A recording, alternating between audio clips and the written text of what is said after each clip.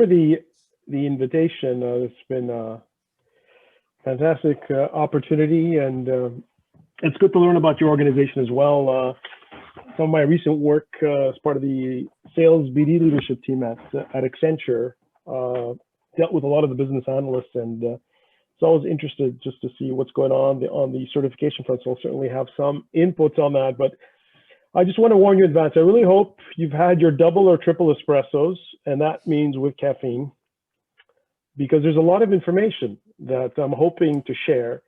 Don't worry about taking notes down. We will have this available afterwards, but this presentation will start off perhaps a little bit slow, and then keeping with the complex and fast-moving times, we'll start picking up the pace. So I'm not going to apologize for that. That's the world that we're living in. We are moving fast, so we need to be able to digest information from all sorts of angles. So my main objective today really is hopefully to pique your curiosity. I was listening to an exec at a telecom company recently, and he made an interesting point. He says, "John, I'm just surprised that I don't see curiosity at the executive levels." And I found that something that I've been talking about for a while as well, right? It's just that the lack of curiosity has caused a lot of pain for us as either individuals or businesses or even on the planet. So hopefully I will raise your curiosity with some questions. I think that's the key point. Hopefully you can start double clicking on those as you move forward.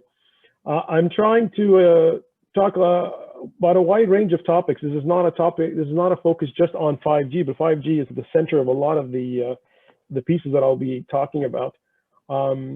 So don't worry about heavy technology detail. I'm not going to get into the deep technical stuff. It's really more high level trends and what's happening on the market. So hopefully this will be well received. We'll have some opportunities, I guess, for questions at the end. This thing may bleed over 7:30. We'll have to see. I have no issue with that. I think there's some important ideas there, and certainly, I'm committed to give back to the Montreal community where I was raised and beyond. And so I certainly don't want to rush this. If there's questions that go beyond 7:30, there's no problem on my end. I've already gotten the okay from my spouse, who is a divorce lawyer and a former judge. So that's not an easy thing to accomplish. So I'm okay on that, at least for tonight. So you can see what the topics are there. So I'll talk broadly about disruption and complexity, and then I'll weave in throughout the presentation some of the fascinating stuff that's happening with 5G and the edge. And then, of course, any presentation today that doesn't talk about COVID is just not on point. So I'll certainly have some points on COVID. And as that cartoon shows you there, hopefully you'll get some eureka moments through some of the talks. Now, look, it's been a pretty crazy year. Everything was going smoothly for a lot of us before COVID, and then this happened, right? We all have a plan until we get punched in the mouth, right? This was a famous line from Mike Tyson. If you follow the sports world in 1990, one of the biggest shocks probably in the last century in the sports world, Mike Tyson, who was a machine like no other in boxing, was just knocked out, and the odds I think were like 40 or 50 to 1. But what came out of that was this comment.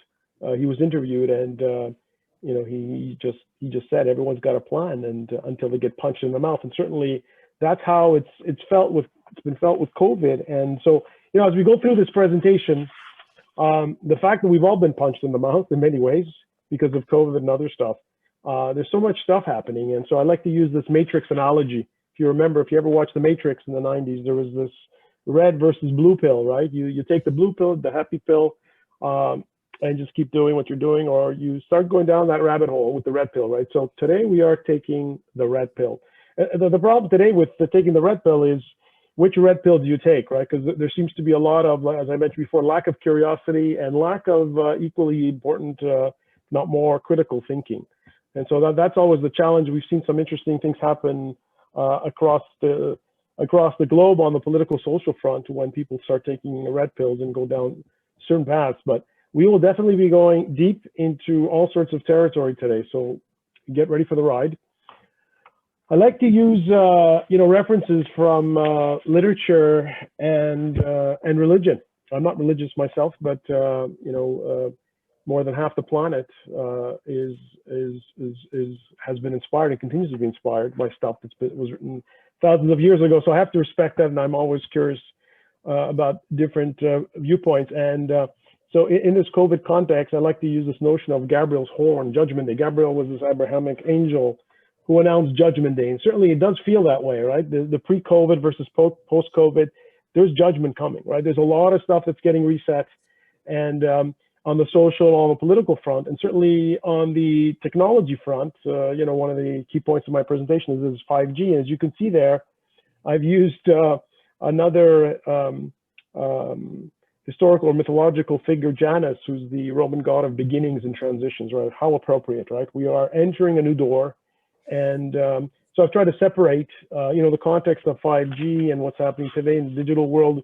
We're moving from 4G, which was launched 10 years ago, to this new world, this 5G world, this edge world, with all sorts of new innovation. The digital platforms are continuing to evolve, but they're shifting. They're focusing more to industry-specific platforms, which is going to unleash all sorts of innovation, and 5G will be at the center of that. And then with regards to the talent side, you know, we spent the last 10, 15 years trying to develop skills to tackle this cloud transformation, which continues, right? And actually, cloud was supposed to, pre-COVID, at least the predictions, let's say, from the large consulting and SI firms was that, you know, cloud was on an early journey, probably another 10 to 15 years.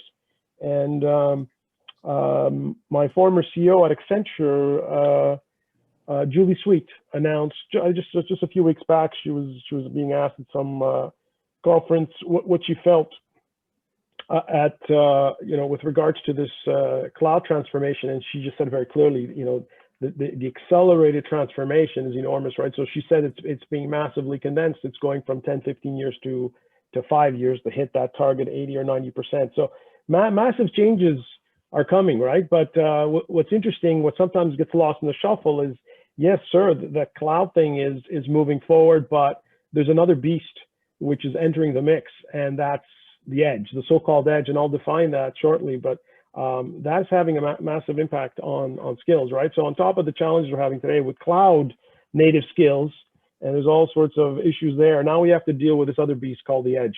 So there's this cloud native versus edge native centric thinking. So that's important as you know, as we move forward in the market. And there's nothing like the intersection of innovation and COVID than this Apple event. Whenever, you know, when Apple does something, we all listen. It's a wonderful time to witness all the innovation that Apple brings. And yet, you know, Apple, it's interesting, Apple, the innovator that they are, they've been behind, they've been somewhat conservative on a lot of fronts. You know, Samsung seems to be pushing a lot of the bleeding edge stuff, and then Apple seems to follow suit. And you see this with 5G. Samsung launched their 5G phone last year, and Apple only came in, you know, whatever, 9 months or 12 months later. And in the fall, they announced it, but look, there's Cook in San Francisco, and it's an empty audience. It was just unbelievable. Usually this is a packed event and so forth. And this is what happens when innovation meets COVID realities, right? It was just, it was a very surreal moment to witness this, right? So there he is, he's speaking, it's an empty, it's an empty stage, and yet he's announcing one of the biggest developments in the history of the company. And there's nobody there to talk to him about it. It was fascinating. Yes, I don't know if anybody of you saw that. Sorry? Did somebody say something? Was that a question? Otherwise, I'm going to ask you to put yourselves on mute if you don't have a question. Okay. Okay. So let's keep going. So this was, to me, was just a remarkable day to watch this. And so if we start dialing things back, it's good to understand where we came from, especially if you're older. I noticed there's a lot of years of experience I saw from the poll. So maybe some of you remember, but you know, the mobile phone, and by the way, I'm not going to be just discussing mobile phones. Mobile phone is just a small piece of this, but it's good to start with this, right? So the mobile phones were introduced in the 1980s. So I'm just going to ask you just very quickly, if anybody has ideas, do you remember what the killer application or use case was for this beast? This thing was launched in the 1980s.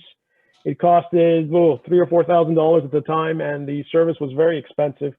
So given that context, what were the killer use cases or the killer application? Anybody want to venture to tell me? Perhaps one of you even owned one of those phones, if you have enough gray hairs like I do. Anybody in the chat? The real estate, maybe? Real estate? Jacques, I'm amazed. I'm amazed. You must have some hidden secrets backdoor into my presentation. No, Well, that- actually, We have some answers on the chat, John. yeah, let me open it because I'm trying to concentrate on my presentation, so I apologize for that. So let me see. Someone said car phone. No, car phone was different, right? I'm talking about the mobile phone. Car phone is, yes, part of that as well. This is just a pure mobile phone. But here, so look, like any new technology, there's always this, what I call this narcissistic related use case, right? It's a branding issue, a luxury item. There's always that. But really, the core issue was, and you may, we try to overthink this, but it's connectivity. It was just basic mobile connectivity. There's nothing fancy about it. And I remember I was recently in a hospital room with an entrepreneur, and it's funny, the most interesting conversations you have are in hospital waiting rooms, at coffee machines at work, and inside taxis, right? These are the most fascinating conversations. At least that's been my experience. Anyway, so we're having this conversation, and he said he was an immigrant and came to Montreal in the 50s, somehow ended up in real estate, and he was telling me, I told him I'm in mobile, and he was telling me about this phone. It stuck with me. He says, John, in the 1980s, I had this phone, and I had a real estate deal, and I paid an arm and a leg for this. And he said it was basically a branding thing for me. But then I was in a situation where I couldn't run to a payphone. I didn't have access to a landline. It would have taken too long. And I needed to make a call within a minute time frame, he says. And the only way that I could have done that at that time was with this contraption. And he says, because he had that, he was able to close a couple of deals that, gave him thousands of dollars of commission at the time, right? So what was the use case? It was basic connectivity. And if you look over the last year, when, a lot of us somehow have taken connectivity for granted, right? But look at all your Zoom sessions, your team sessions and so forth, your WebEx sessions. How many of those have been smooth? I mean, I'm looking back at my call, and, I've been in this telecom space for almost 30 years. And I have to say, this is remarkable to me. I probably 50 or 60% hit rate in terms of things being smooth for myself and the participants on the call. Usually there's some issue, right? Somebody's got an issue, the mute button, the video's not working, the Wi-Fi's flaky. So it's not, in the 1980s when we had landlines, the only issue with landlines was if the phone was going to be busy. That was it. But if you got the connection, virtually 100%, it was clean and the call never dropped, right? That shows you the reliability and the conservative nature of the design, the networks. And today with mobile, things are more complex and so forth. We take it for granted. But back in the 80s and 90s when they were, for those of you who are old enough to realize, when they were marketing this, they were talking about drop rates. I mean, you don't hear about that today, right? But we still have issues with regards to consistency of experience because, there's so many more rich services that are available. But anyway, it's good to know, have this reference point as we move forward. And so then that begs the next question, right? So now we're getting to very interesting stuff. And I teach this at McGill University. And so one question I ask is, so what, with all the stuff that's happening, and I just, just started the discussion a little bit on the mobile stuff is, what's your life going to be like in 2025? So, we can talk about 2030. That seems so far away, right? But there's all sorts of predictions there. And of course, a complimentary question is, do you remember what life was in 2000 and 2010? It's amazing how people, even my age, they forget what happened in 2000 or 2010, right? How life was very different. We seem to think that life is moving slowly. It's not. There's been remarkable changes. So just on a quick question there, can somebody tell me, in 5 years from now, based on what you understand and what you know, can you tell me what one winning new business model is going to emerge in the next 5 years? I'll just give that a few seconds. I'm curious to see if there's any response to that. And when I say a business model, I'm not talking about a technology. Don't tell me AI. Don't tell me about blockchain. I'm talking about a real business model. The new business model, I guess, will be people working from home. Like no offices, like the downtowns will be empty and all the stuff. And okay, that's an idea. So then the question is, that's an idea, right? So that's one of potentially many business models. There's so more, and I discuss this a lot at some of my work at McGill. But when you think for example, in the 19th century, we had mechanical tools. And the whole tool industry was developed, right? This was under the guise of the steam engine and steam power and so forth. And then we discovered electricity. All of a sudden, all those mechanical tools got rebooted. new business models, but based on old stuff, right? So all those mechanical tools now became electric powered, right? And that launched the whole battery system and so forth. But business models got morphed, right? And then as we, turned into the end of the century and early, like the last 10, 15 years, what else have we done? So now we have new information technologies and AI. So all of a sudden now these tools have been around. All of a sudden there's Wi-Fi connections. There's all sorts of performance monitoring stuff that's integrated that you can see through your phone, whatever. So guess what? The business model gets repositioned because there's new elements that are being incorporated, right? So that's an example of something that's gone through all sorts of transitions. But so then the question then becomes is what brave new business models will emerge in the decade ahead? And I want you to think of the word brave because I'm going to use that a couple of times. And maybe some of you are trying to connect the dots with a particular author, which I'll get to shortly, but I do call it brave for a number of reasons, but let's keep going. So if you look at mobile technology, we started off in the 1980s, and then we've gone through, the system has gone through typically a 10, 12-year cycle. So if you look at the 1990s, when we introduced the first digital technology, the killer application, if you will, was voice, right? Digital voice, and then texting. Texting changed all our lives, my goodness, in the 1990s. Then if you remember, with 3G in 2000, something remarkable happened. A couple of things happened. We got access to the internet, so that was fascinating. But then also, for those of you who don't remember, GPS was unscrambled. So GPS, for those of you who don't know, is one of the multiplicity of networks in high orbit. GPS is the one that's associated with the U.S. system, right? It's actually controlled by the U.S. military, and up until 2000, it was reserved for military applications. There was pressure from the commercial sector, and under Bill Clinton in 2000, they basically unraveled or unscrambled the signal so that commercial applications can get the requisite accuracy given to the technology at the time. So that really took off. And if you remember, that's when there was Garmin in the industry. Everybody had, not everybody, a lot of people bought separate Garmin devices, right? And then our mobile phones had a little bit of GPS in them, but eventually those Garmin devices got subsumed right into the mobile device, right? But if you remember all the mapping and so forth, I mean, that really changed things, right? So, and then we go to 4G 10 years ago, right? And I asked people, and they, what's been the big change in 4G over the last 10 years? We still have the GPS stuff. We got the texting. The voice is interesting. The experience is is better. But in my mind, the big thing is the HD video. So it's been a video game over the last 10 years. We had some video 3G, but it was pretty crappy, let's be honest. And so 4G really changed the game from that perspective, right? So you look at this stuff and you say, my God, this is, life is beautiful, right? So why would we need anything else, right? So what more can an end user ask for? If I can quote Oliver Twist from Charles Dickens, what more can an end user ask for? Isn't life good as it is? And the answer is, believe you me, there is plenty more that you can ask for. There's so much exciting stuff, right? So let's tackle why this 5G world is so interesting, and it's caused a lot of disruption on Wall Street and across the planet in terms of infrastructure spend, in terms of excitement and so forth. So let's try to quickly go through what's the issue here. First of all, there's what's called this innovation of massive speed and scale. You'll see when I talk about this shortly, there's just no way within the 4G context that you can get the requisite innovation at scale and speed. There's just no way. The 4G network just cannot support the number of devices, the flexibility and so forth. It's just impossible. Even with the upgrades, there's just no way. So you need to look at significant step change to address that. That's one piece. The talent ecosystem is changing in a significant way, and then 5G is disrupting that, right? It's contributing in a large way to that piece. I mentioned before about the shift from cloud to the edge.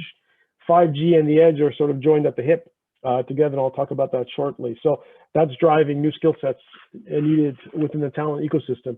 A third piece, to me, is something that is not often talked about, but to me is such a critical piece, is the complexity. There is so much complexity in this beast. It's, initially you get very intimidated by this, but, like any new technology, right, you can get saddled with all the negativity, or you could say, you know what, this represents an opportunity. When there's complexity, for people like yourself, business analysts who are supposed to be dot connectors, my goodness, this is like having a fine espresso served every day by at a fine restaurant, right? So it's a fantastic opportunity. The timing, beyond the complexity, we've got also this techno convergence, and I'll be talking about that as well. So, 5G is coming at the same time as other stuff that's happening, and I'll have an interesting chart just to give a reference point on that. So the convergence with 5G and blockchain, and a little bit further out with quantum computing, with AI and so forth, this is creating all sorts of interesting scenarios. And again, this plays into what I just said before about the complexity piece. Being able to connect the dots and take advantage of the techno convergence presents enormous opportunities. The biggest piece, and let me just shift to the one on the right first, but the one on the far right is something that's new as well. The techno geopolitics. So we've seen this in Canada. We're front and center with this whole Huawei issue with security, for some of you are aware of that. It's an ongoing issue. China's holding 2 Canadian nationals now that we're trying to negotiate with the Americans to try to get released. But a lot of that's tied to the fact that Canada, at the request of the US, arrested the Huawei CFO Meng Wanzhou in Vancouver a little while back. And she's still in house arrest in Vancouver, and they're waiting to move her to the US, right? It's a very politically sensitive context. Canada is smack in the middle of it, but it really plays into or clarifies is the fact that unfortunately we're getting into a situation where these geopolitics are going to get very nasty from a technology perspective, right? So it's, are we going to start seeing the emergence of a North American versus European versus Asian, and then even within Asia you've got the India versus China situation, right? So there's some complexities there that did not exist before, right? When you look at the globalization that's taken off over the last 20, 30 years, international expansions, there was less issue with techno geopolitics. It was more about interoperability. How do all our systems interact together? How do we take into account certain local geographic concerns and so forth? Now it's all about protecting our own and our country first and so forth. So it's quite interesting. So that's an important factor that's very different from what we had with 4G. The biggest piece in my mind is the one in the bottom middle. The seismic shift from B2C to B2B. See, a lot of people think, well, I'm just going to get a new 5G phone. Well, what's the big deal? I'm going to get a little more capacity. It's going to take a while to see some interesting stuff, but it really is a critical piece. Up until 4G, most of the applications or the use cases were for B2C, right? So consumers would buy their mobile phone. Yes, businesses use mobile phones, but nothing really fundamentally different from what, let's say, consumers were using it for at home and so forth, right?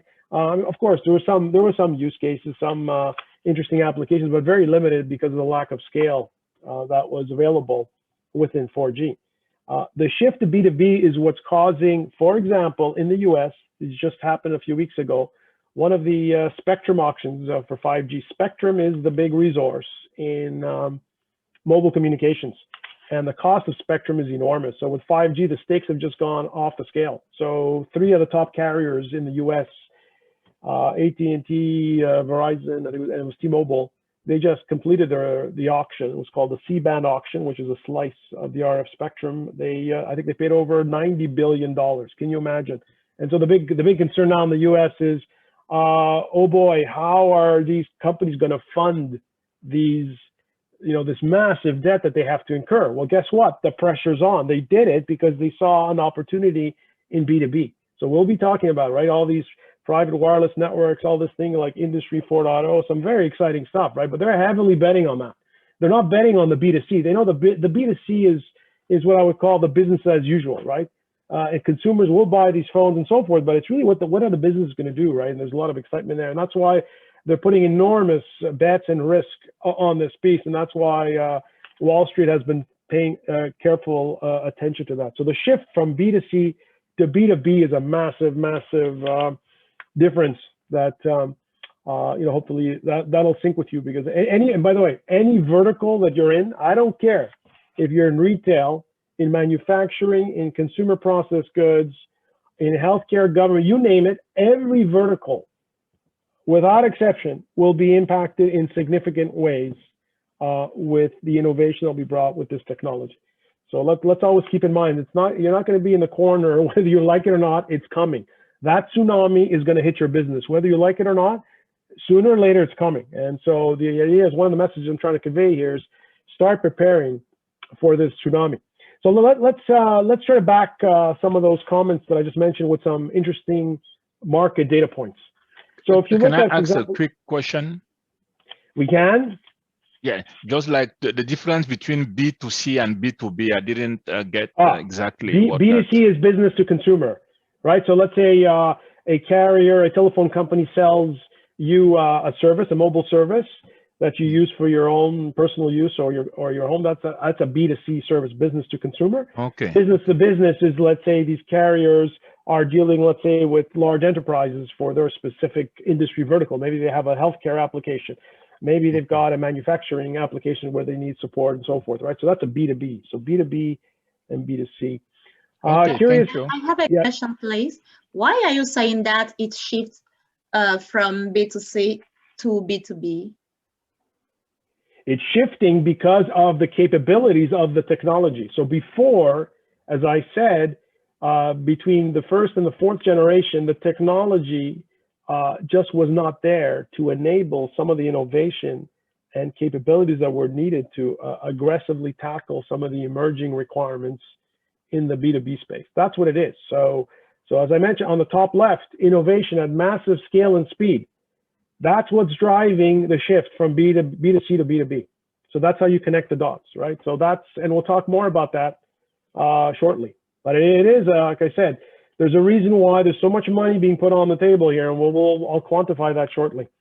So here's some of the data points. So very quickly, if you look at mobile data usage, typical usage, it's going to grow fourfold in 2025 to 50 gigabytes per month. If you look at your current plan, I mean, I'm looking at probably consume about 5 to 10. I guess not that we're at home, we're consuming Wi-Fi, right? So it's not bleeding into your mobile plan, but typically, you ask yourself, how much are you using, right? It's probably a few gigabytes, maybe 5, 10, maybe you have a family plan and so forth, but it's going to go fourfold. And you can see the numbers there for North America and Europe, a little bit different. By 2023, the 5G speeds, this is a big number. It's going to be 13 times higher than it is today. And look at the number there. It's 575 megabits per second. That's an enormous number. The typical speed bandwidth that we have access to in North America is about, on the 4G network, it's about 50 or 60 megabits. So it's a huge change, right? In the next few years, right? The issue is these carriers have to build the infrastructure, and that's going to take some time. On the right, so on the left is all about speed. On the right, it's all about connectivity. Connectivity. So you could see by 2023, we're going to have roughly 13 network devices per consumer. So you ask yourself, look at your house, right? How many connected devices do you have? I just bought a new washer and dryer for my home after 10 years. That's part of the regular cycle. Guess what? There's Wi-Fi embedded into that device. You may ask, do I need Wi-Fi? You know what? There's some pretty cool stuff there. And I'm getting there, right? I will be using it, but it's there. So any new device you're buying, dishwasher, you name what, is going to have a Wi-Fi connection. You look at your outlets. All new homes are going to have smart outlets, right? Now you can add smart interfaces to the outlets, right? Through these Wi-Fi enabled ports. So you look at the devices, potentially it's going to be hundreds of devices in the next 10 years, right? So just in 2023, you're going to go up to 13. I think I'm already ahead of that today. And I'm sure a lot of you, if you've got kids, are probably there as well, right? The most dramatic number is, look at that one in 2025, 50 billion devices. This is unbelievable, right? And so on the one hand, this is causing a lot of people to open their eyes with regards to the opportunities. But on the other hand, this is something that is the big elephant in the room, is, given all the concerns we have today with the environment and recycling, what's going to happen to all those bloody devices? Right, you look how you churn your phones every 2 to 3 years. Some of your other devices, we're this throwaway society. What's going to happen to all those devices, right? If you have 3 to 5 year cycles in terms of replacement, right? And that number is going to keep increasing, right? This represents a monstrous challenge from an environmental impact perspective. A lot of people are getting concerned. Of course, Wall Street doesn't want to talk about this, right, or Bay Street, because it sort of compromises the business model, because you want to keep selling stuff, right? But at one point, we are going to have a judgment day on this, right? So environmentalists are getting wind of this, right? This is, and by the way, this represents another opportunity, right? So it's a challenge, but it represents an opportunity as well. But that's something that needs to be discussed. And then, I'd love to spend more time on this. I do have an upcoming webinar in April on this, if you're interested, but there's some concerns on the health front as well. So we can talk about that later, but some people are getting very concerned. A lot of it is misinformation, mind you, but there are some concerns with regards to what's called the densification of the network, the amount of devices that are going in and the density of those devices. And what is that doing with regards to the whole radio environment and, if you've got young kids and so forth, what's the issue there, right? Some people are expressing concern. There's been a lot of nonsense out there. When for example, the coronavirus was initially reported, there was talk because it came out of China in one particular city in Hunan where there's 5G deployment. Some people were making the connection between 5G and coronavirus. I mean, all sorts of, in my mind, crazy conspiracies. But guess what? These crazy conspiracies led to a lot of people burning down cell towers because they were afraid. So, how we manage information in this post-COVID world, to me, is going to be critical. Search for the truth is going to be a big, huge issue. And, with this new 5G infrastructure, there's going to be so much more information, right? So if you're having trouble searching for the truth now, it's going to get a lot nastier in the next few years, right? So searching or developing truth-related business models, that's an interesting opportunity as far as I'm concerned. The last piece I just wanted to mention is, one of the iconic use cases in 5G is this autonomous vehicle. There's been a lot of overhang on this. Elon Musk says he's got an autonomous vehicle. He does not. It's a massive marketing overhang. There's one thing that has become clear. In order to have a fully autonomous vehicle, as has been defined by some of the international standards bodies, you are likely going to need, with a high probability, a 5G infrastructure. And guess what? That 5G infrastructure is going to take at least 5 to 10 years to build out in the requisite way to be able to support autonomous transport. Of course, there will be use cases in certain parts of the city, particularly on the commercial front, we'll get to that shortly, where because the 5G network will be there, you will be able to support some of the autonomous vehicle applications in the next few years. But the thing I wanted to point out there is look at the enormous amount of data. You're business analysts, you're trying to connect the dots, you're trying to establish requirements. Look at this. This is crazy. Look at Intel said that autonomous vehicles, consumer autonomous vehicles, are going to hit about 4 terabytes per day when they start launching at scale, let's say in the next 5 to 10 years, and as much as 15 terabytes. And then these robo-taxis potentially 10 times as much. These are crazy numbers. These are almost science fiction-ish numbers. There's no hope in hell that 4G can touch any of this stuff, you see. So that's why there's so much excitement about 5G with regards to at least this, the whole range of use cases tied to autonomous transport. Just the amount of processing that's going to be required to enable that is just enormous. And then I have a picture there. Amazon just made an investment in Zoox. Their autonomous vehicle, so they're getting into the action as well. There's so many companies involved in that. In terms of the impact of the global economy, it's always interesting to try to note, what is the impact of mobile in general, right? So there's been a lot of studies with this, and and roughly, it's trending upward to about 5% toward GDP. So historically, I think it's been about 2.5%, 3.5%. Now it's trending to 5%. So that's a pretty decent chunk. Actually, I think it's understated because there's so many follow-on effects in terms of efficiency and so forth for different verticals. I think it's actually larger, but it's a good number to keep in your mind that 5% of GDP, a country's GDP, is tied to mobile-related infrastructures. And 5G will hit about 50% penetration in North America by 2025. In Europe, a little bit less, but that's an interesting number. And by the time we hit 2028, 29, right, we'll hit 90, 95%. By then, 4G will have been retired, and then we'll be talking about 6G, and I'll talk about that as well. In terms of Canada and the US, try to quantify that further in terms of jobs. There's some interesting studies done by Accenture, McKinsey, and a few other consulting firms. And what they found is, certainly over the next 3 to 4 years, there's going to be a massive investment, about $300 billion in infrastructure. So you imagine all the jobs that are going to be required associated with that.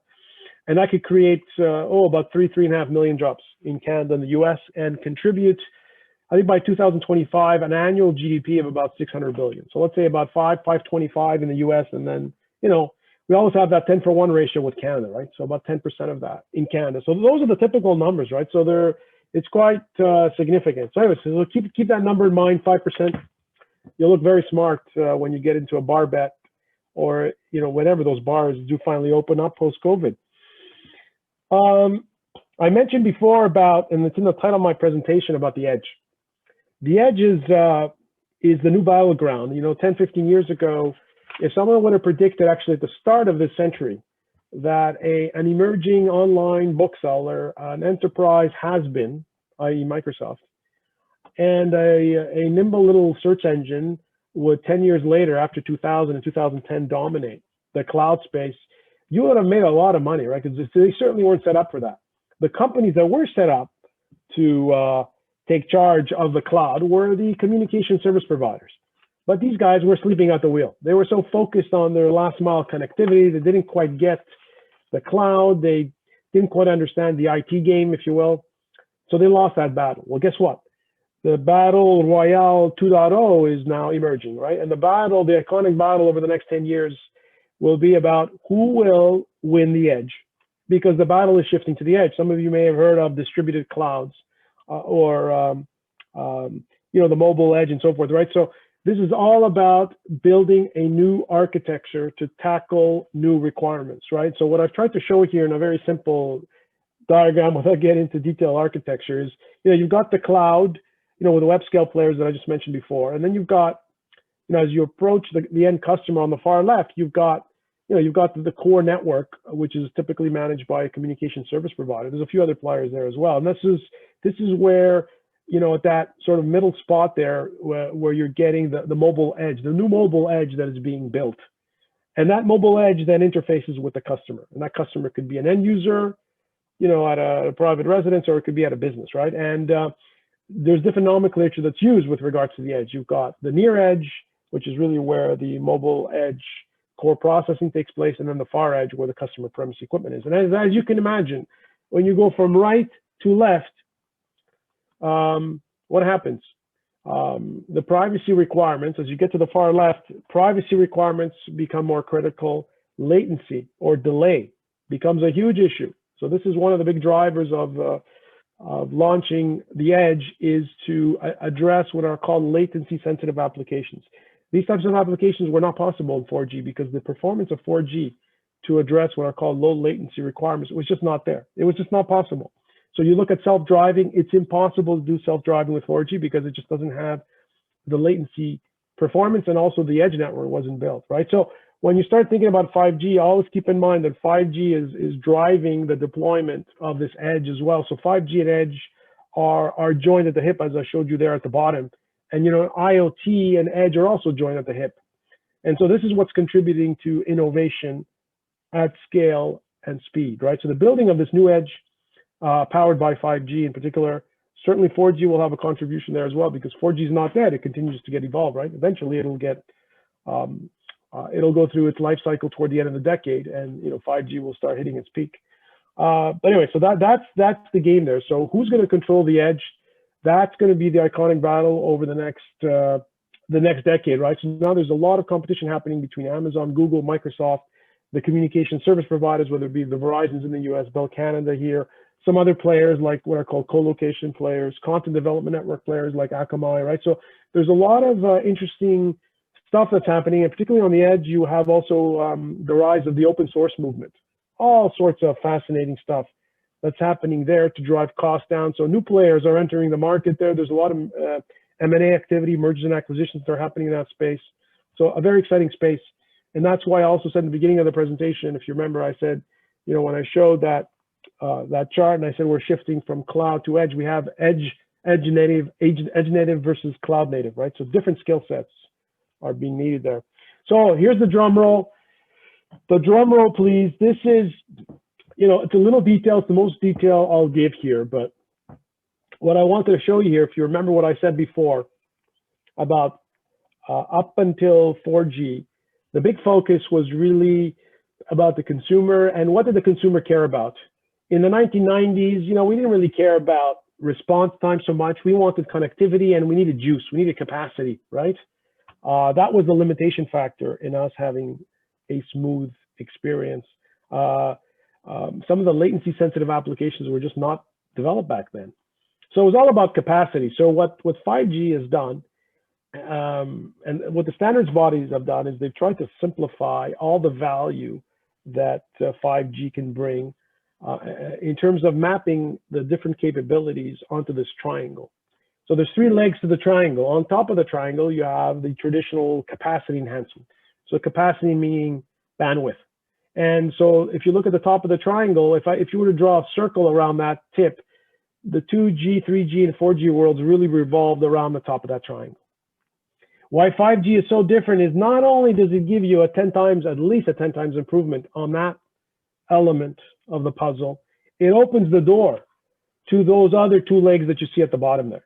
So the notion of massive IoT connectivity you see there on the far left, that was not possible with 4G. 4G does support IoT, but in a very limited way. It cannot scale, right? There's some use cases where and that's happening today. IoT in the 4G world, was launched. There's some use cases there, but very limited. It's really with 5G where you're going to get the scale to support the massive connectivity. And then on the right, this is where we're getting into real science fictionists, right? All this stuff like self-driving cars, remote control of industrial robots, and so forth.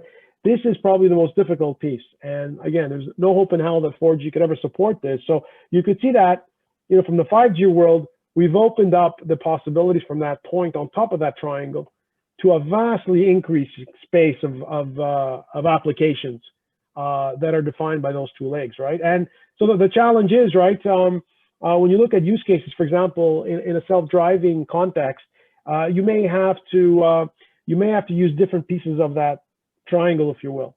So if I can use 5G parlances, you may carve what are called slices in the network to address different use cases or sub-use cases within the self-driving context. So for example, you're in a self-driving car and you want to watch a high-definition movie. Well, that high-definition movie is going to need what? It's going to need a high-capacity engagement, right? So that's looking at the top of the pyramid. On the bottom right, you're engaging the low latency performance to address the core self-driving requirement. And then on the bottom left, because of all the shared network that's going on with regards to advanced traffic management and so forth, all these pieces of the puzzle, all this street furniture in a city will be communicating. You need the massive IoT connectivity, right? So just in the self-driving context, there's multiple use cases that address different elements of that triangle. And because, the engineering the way it is, you're not going to get a perfect world. You're not going to get the highest latency performance, the highest capacity enhancement, and the highest IoT connectivity all at once. There's going to be trade-offs there, right? That's just engineering. As we move forward, we try to improve on those trade-offs, but that's the challenge today. So anyway, so these are some of the use cases there. So things like smart cities are a big one. I'll talk about that shortly. 4K. How many of you have a 4K TV at home?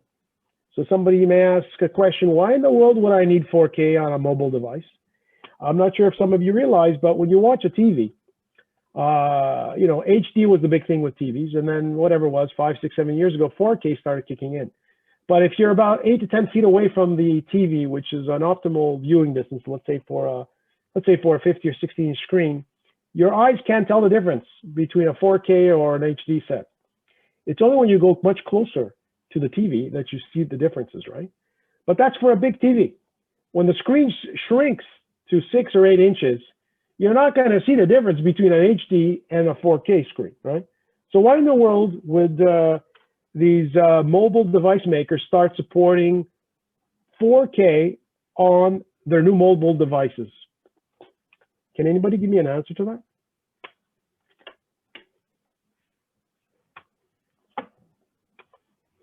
Not straightforward. There's so many, by the way, use cases on that, from creative pieces, for example, the creative arts. If you're just look at, when you do cropping, you take an image. When you crop an image, let's say you have an HD image and you crop it, you're going to lose resolution if you start expanding that crop. right? Whereas if you have a 4K image, you can crop and you can still get equivalent to HD quality, right? So this is, this is just the tip of the iceberg, right? There's other reasons why you would need 4K on your device. There's some interesting AR, VR applications that actually, believe it or not, require that too. So it looks. John, we actually had a couple of people say that. Tina said virtual reality and There you Jerry go. said augmented reality. There you go. Well, maybe Tina, we should talk more about virtual reality. So there's some interesting work being done in education on virtual reality. When you start putting those headsets in, things change in terms of the requirements across all those elements of that triangle. So it's anyway, it's a lot of fascinating stuff. And I just mentioned, by the way, 4K. There's also 8K. So 8K is coming, I would say, in the second half of the decade. But it just continues, right? I mean, these device makers they go through the regular churn, but believe it or not, there are applications for 8K as well. So it's the technology game just keeps shifting forward very aggressively. But anyway, just remember this triangle and those three inputs, right? The old world had one active element in that triangle. We now have at least three. And by the way, this in itself is a simplification. In fact, if you look at the 5G specifications, there's about 8 or 10.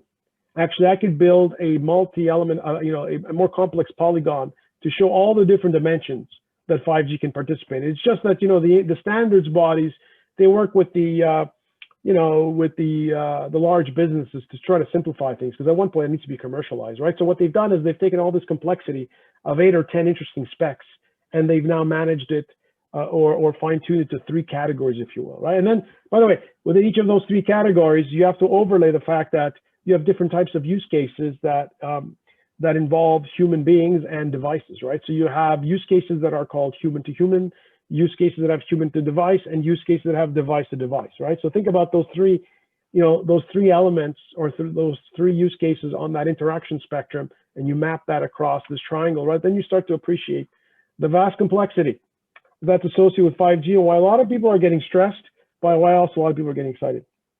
Let me keep going because I can talk about this the whole day. There's so much to talk about.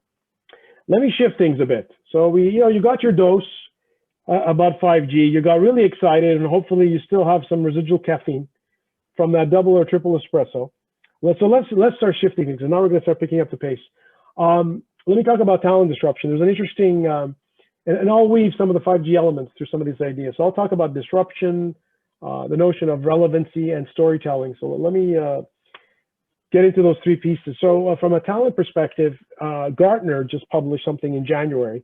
And, some of this stuff, they talk about some of the latest trends, right? And the ones that sort of stuck in my brain is, the ongoing need to rent talent, right? So this is why you have so many consulting companies, part-time people, if you will, that are emerging. I think that will continue because things are just moving so fast. There's no hope in hell that companies can hire people fast enough with the requisite skills, right? So the renting piece, I think, will continue. The third piece, I think, is quite fascinating, right? So attracting individual talent rather than the companies to relocate. There's already happening in the US where some small cities, particularly in middle America, they're paying individuals $10,000, $20,000 to relocate physically to their small metro. Why? So they can collect tax dollars.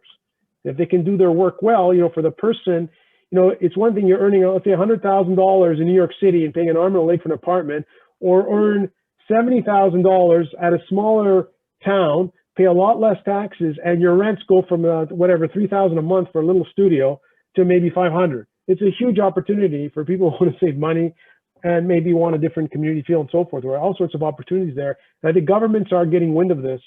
So, in the end, government shouldn't be spending money on winners or losers. In the commercial sector, they should be spending money on talent. So I think this will be interesting to see how, cities and provinces and states operate as well at the federal level to attract talent. I think this is an interesting trend. And then the last piece is, the governments have been both, in Canada and the US have been quiet about how they're managing COVID, right? So they're, in terms of enforcing, everybody knows. It's written on the wall. Some people are in denial. With the vaccine passports, you look at where Israel is so aggressive. It's incredible. They're already releasing COVID vaccine passports. I think half their population has already been vaccinated. It's amazing what they're doing.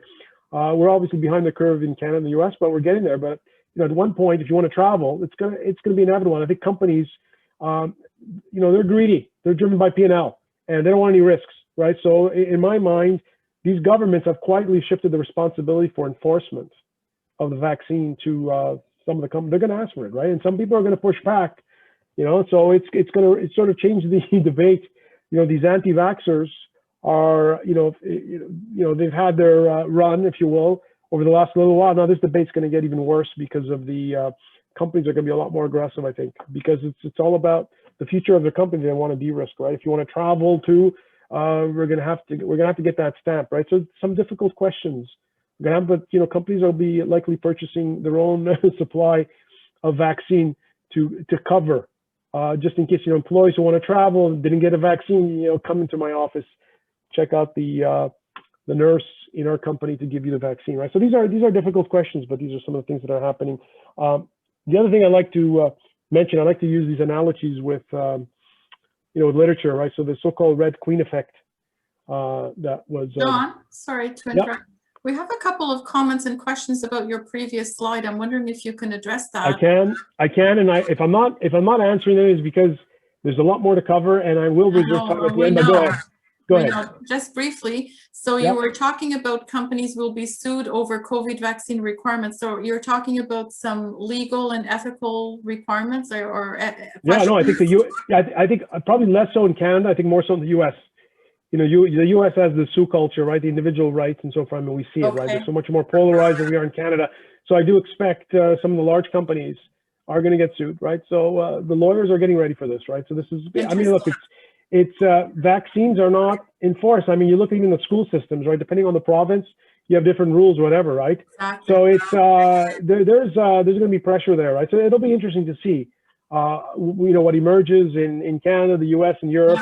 It's not a straightforward answer. But one thing's for sure: these governments are being smart, right? They're being quiet about this, right? They're saying the vaccines are available, and you should do the right thing and come in, but I'm not going to enforce you.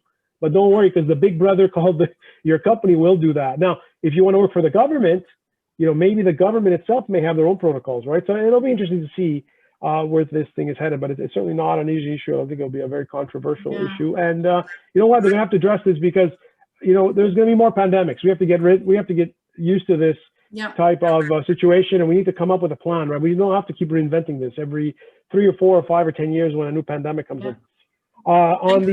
Getting back to the Red Queen effect, right? So there's a famous, the famous book written Through the Looking Glass, and there was a comment in there about, how, and I just quoted there about, you need all your energy basically just to stay in the same place, right? So it's all a question about relevance, right? So you're running, and you don't think you're advancing, but just to stay where you're at, you need to run, right? So it's this Red Queen effect. So an evolutionary biologist, I use this reference point to talk about, what's going on in, the arms race within the animal world and evolution and so forth, right? So it's a very powerful thing, but it certainly feels that way, right? You look at all the work you're doing with your certifications, in your program with the IIBA, and these are good moves, right? The question is, okay, what's my next certification so I can stay ahead, right? Because so you are participating in this sort of Red Queen adapt or you will fail type of situation, right? So evolving roles and definitions. I've spent a good part of my career in product management. And so I've hired a lot of BAs and project managers and product management individuals.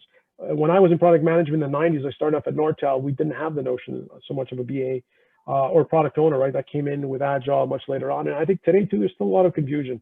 What's a BA? What's a PM? What's a PO? And all I could tell you is be very careful. When you go to an OEM, let's say like a Google and so forth, they've got sort of a more traditional OEM view, which is a product management perspective.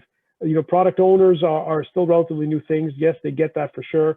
The BA though, because the BA bleeds into a lot of what I call conventional product management stuff, be careful. If you're applying for a role in an OEM, they would probably resonate more with product management than, let's say, a BA.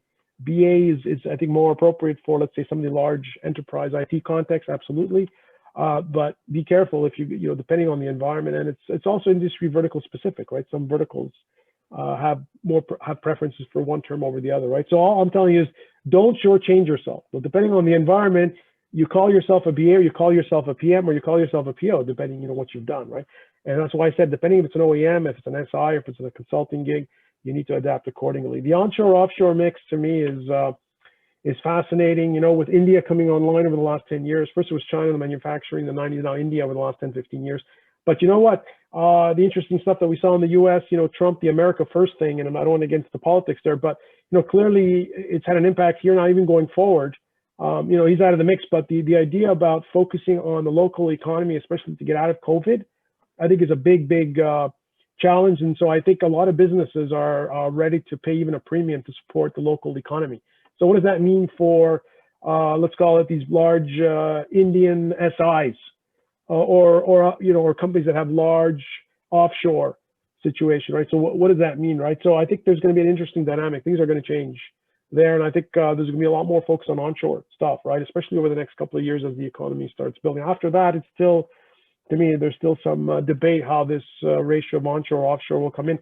As a sales leader at Accenture, I mean, I was always tweaking this piece. What's the percentage of onshore offshore? When the deals got very large, it was always a large offshore mix.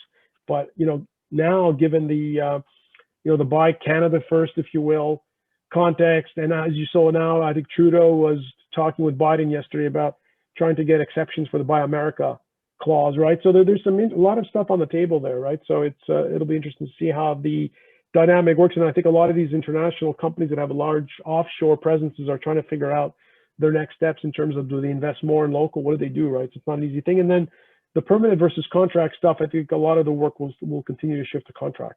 Everything's gonna be project-based, right? The conventional job description, I think, is still companies are doing this. I laugh at that when I see this. I've had a lot of conversations with recruiters about this. It's all about core skills and what you can bring to the table, what flexibility you have, what attitude you have. Certainly the certifications you have, help, but a lot of the work is so contract-based, 6 or 8 months, and then, how do you shift to your next gig within a company or across another company? So a lot of work, I think, will be shifting to contract. Sure, there's going to be some core permanent stuff, but I think there's going to be a very measurable shift to contract over the next few years. Diversity inclusion, which was not even on the map 10, 15 years ago now, has become a huge issue. The large consulting companies and the OEMs that I know have very big targets on diversity inclusion. Accenture, for example, said by 2025, they want to have 50-50 split between men and women. So that's